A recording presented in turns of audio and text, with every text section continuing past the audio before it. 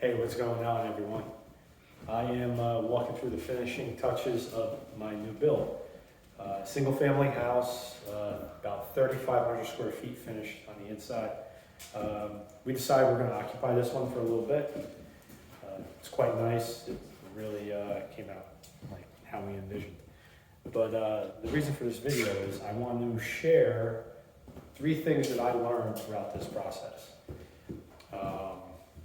Number 1, scheduling. Scheduling is so important.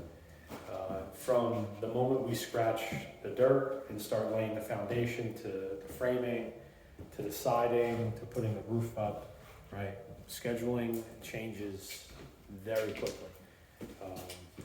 If one trade is delayed, they may have another project scheduled somewhere else, and then it means they can't get to your project as planned, and that will affect and shift things. So that happened to us several times throughout this process. Other things like material showing up, the wrong material showing up broken or damaged where we can't install, or even just not having enough material. The coordination with your subs is so important.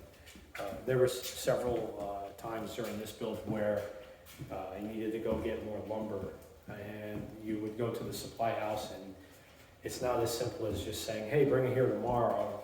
They have to make sure they have a truck and equipment available to deliver, boards that are 20 plus feet long. So, communication is important. That would lead me to the second thing. Communicating with your subs as to what the finish should look like.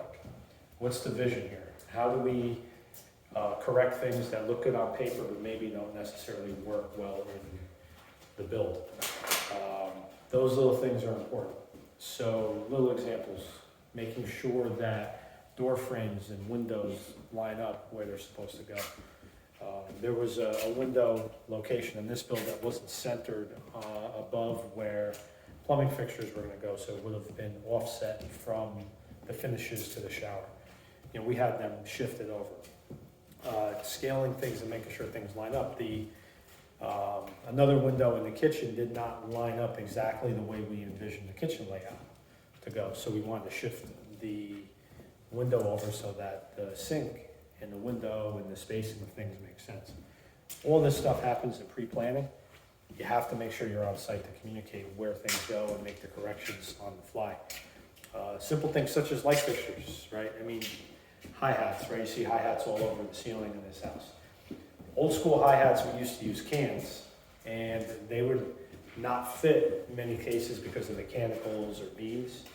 But we use these slim, ultra slim fit lighting, retrofit lighting or recessed lighting. They go anywhere, right? So we have less issues with things like that. But making sure placement of fixtures is important, because at the end, when the drywall's up and we're painted, the only thing you're going to see is where the fixtures are. And the last thing, I can't stress this enough, a clean job is a happy job.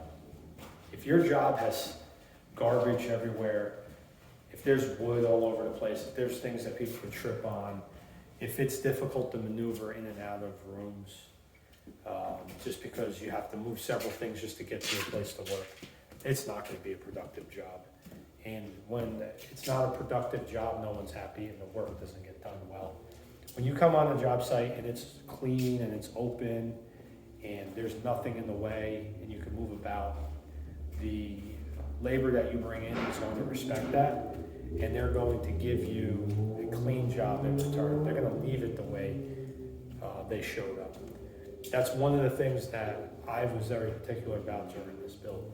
And I even got compliments from the inspectors when they showed up, like they could not believe, the jobs are broom swept. You could see where everything was. And when you lay stuff out for finishes, you were able to make decisions very cleanly and very accurately because everything was open. So those would be my top 3 tips, right? Scheduling, number 1, communication, number 2, and keep your jobs clean.